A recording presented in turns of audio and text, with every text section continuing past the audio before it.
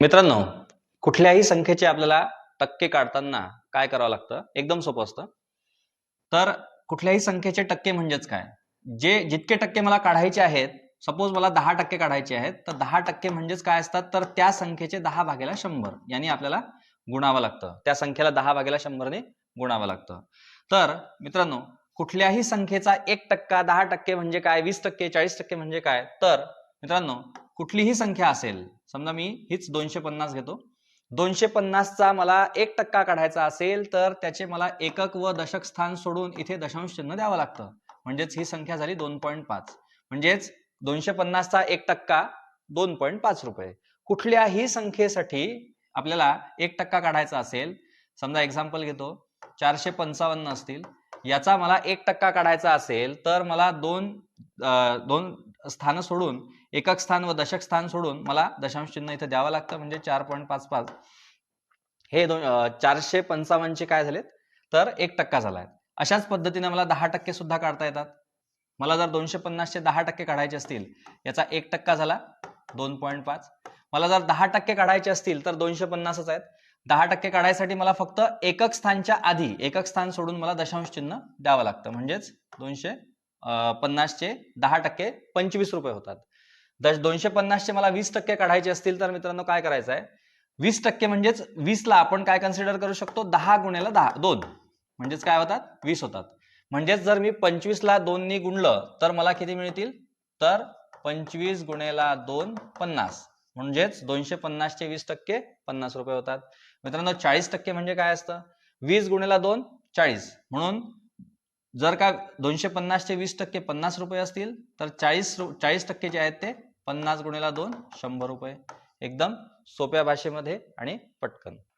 अशाच पद्धतीनं आपल्याला जर का 250 एक संख्या आहे, त्याचे 11% काढायचे असतील तर मित्रांनो, या 11ला 10 अधिक 1 असं लिहिता येतं का? हो, लिहिता येतं. म्हणजेच 250चे सर्वात आधी मला 10% काढावे लागतील आणि मला 1% काढावा लागेल. याची बेरीज 11% होईल. तर 250चे 10% 25 रुपये होतील. कारण एकक स्थान सोडून मला फक्त दशांश चिन्ह द्यायचं आहे, म्हणजे हा शून्य पुसून टाकायचा आहे. 1% काढायचा आहे म्हणजेच म्हणजे एकक स्थान व दशक स्थान सोडून मला इथे एक दशांश चिन्ह द्यायचं आहे, म्हणजेच 2.5 रुपये म्हणजे 2.5. आणि जर का समजा यांची बेरीज 11 येत असेल तर यांची बेरीज मित्रांनो किती येईल? तर 25 आणि 2 27, 27.5. 27.5 हे 250चे 11%. अशाच पद्धतीने तुम्ही 21%, 31%, 41% सुद्धा काढू शकता. मित्रांनो, जर का समजा मला 41% काढायचे आहेत, 250चे 41% काढायचे आहेत, तर मी सगळ्यात आधी 250चे 40% काढून घेईल आणि 1% काढून घेईल.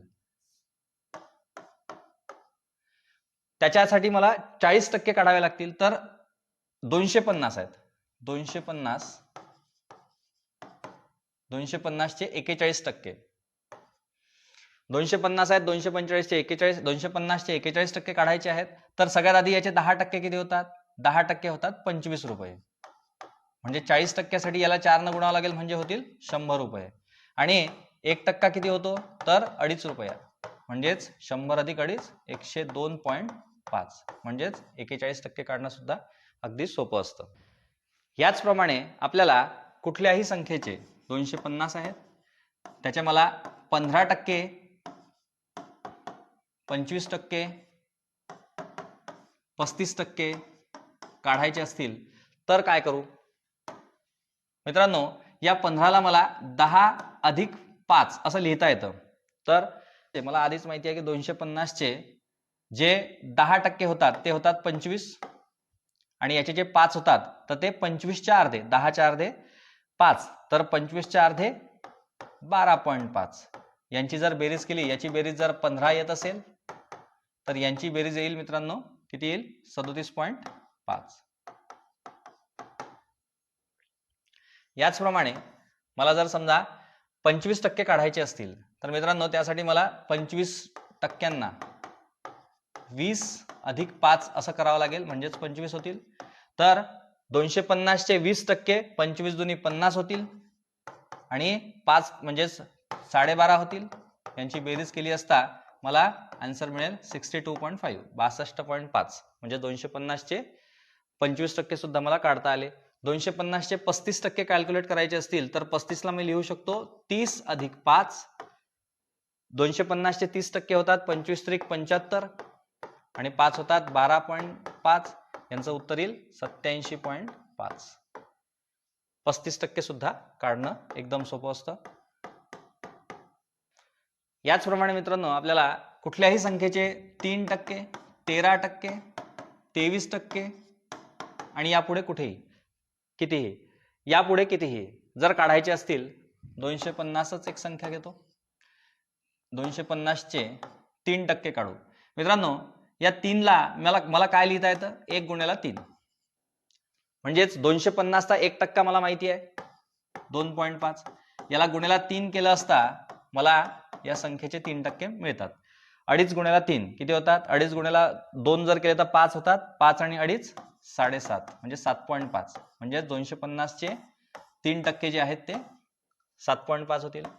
250 चे 13% जर काढायचे असतील तर काय करू 250 चे 13%ला मला 13% लिहिता येतं 10 अधिक 3 म्हणजेच 13%.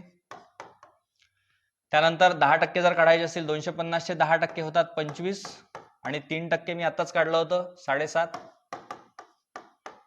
तर 25 अधिक 7.5 यांची जर बेरीज केली तर मला उत्तर मिळतं 32.5. उत्तर आलंय 250 चे जे 13% आहेत ते 32.5 आहेत. त्याचप्रमाणे आपल्याला 23% कॅल्क्युलेट करायचे असतील तर 23 ला मला लिहिता येतं 20 अधिक 3%. मला 250 चे 20% काढता येतात. 250 चे 20% होतात 25 एक 25 25 दोन्ही 50 आणि 3% आहेत 7.5 रुपये म्हणजेच 50 आणि 7.5 57.5. अशा पद्धतीने तुम्ही कुठल्याही संख्येचे पुढचे 33 43 53 63 73 83 93% काढू शकता. याचप्रमाणे मित्रांनो आपल्याला 250 चे 12.5% काढायचे असतील तर काय करायचं आपल्याला 12.5 ला काय लिहिता येतं 10 अधिक 2 अधिक अर्धा टक्का असं लिहिता येतं. यांची बेरीज होते 12.5%. तर आपल्याला एक एक काढून घ्यायचं आहे. 250 चे जे 10% होतात ते होतात 25 रुपये. 250 चा 1% मित्रांनो माहिती आहे आपल्याला 2.5 होतो आणि 2% होतील 5. त्याच्यानंतर 250 चा अर्धा टक्का काढायचा असेल तर 1% होतो 2.5 म्हणजेच अर्धा टक्का जो होईल तो होईल 1.25. या सगळ्यांची आपल्याला बेरीज करायची 25 आणि 5 30 30 आणि 1 31 31.25 म्हणजेच आपल्याला 250 चे 12.5% मिळालेले आहेत. याचप्रमाणे मित्रांनो आपल्याला कुठल्याही संख्येचे 250च एक संख्या घेतो चे 37.5% काढायचे 37.5% कॅल्क्युलेट करायचे असतील तर कसे करायचे मित्रांनो याला 37.5 ला मी 30 अधिक 7 अधिक 0.5 असं लिहू शकतो. तर सगळ्यात आधी मी याचे 30% काढून घेतो. 250 चे 30% मित्रांनो होतील 25 त्रिक 75. याचे मला 7% काढायचे असतील 60% कसे काढायचे तर 250 चा 1% किती होतो आणि त्याला गुणिले 7 करायचे. 250 चा 1% होतो 2.5 आणि याला 7 न गुणलं असता किती येतं तर 7 5 35 5 हातचे आले 3 पॉइंट दिला 7 2 14 15 16 17 17.5. तर 60% जे होतात ते 17.5 होतात आणि 0.5 जे होतात 250 चे जे 0.5 होतात ते होतात 1.25. या सगळ्यांची आपल्याला बेरीज करायची आहे. याच्यानंतर काही नाही पॉइंट नंतर पॉइंट जे अंक असतात यांची आपण उभी मांडणी करून घेऊ. 75 पॉइंट नंतर हे 2 शून्य देता येतात मला. इथे दशांश चिन्हाच्या खाली दशांश चिन्हच द्यावं लागतं आणि इथे 1.25 यांची सगळ्यांची बेरीज करतो. इथे 5 5 आणि 2 7 7 आणि 1 8 8 9 10 11 12 13 3 हातचा आला 1 7 आणि 1 8 आणि 1 9 93.75 म्हणजेच आन्सर जे आलेलं आहे आपलं ते आलंय 93.75. 250 चे 37.5% 93.75.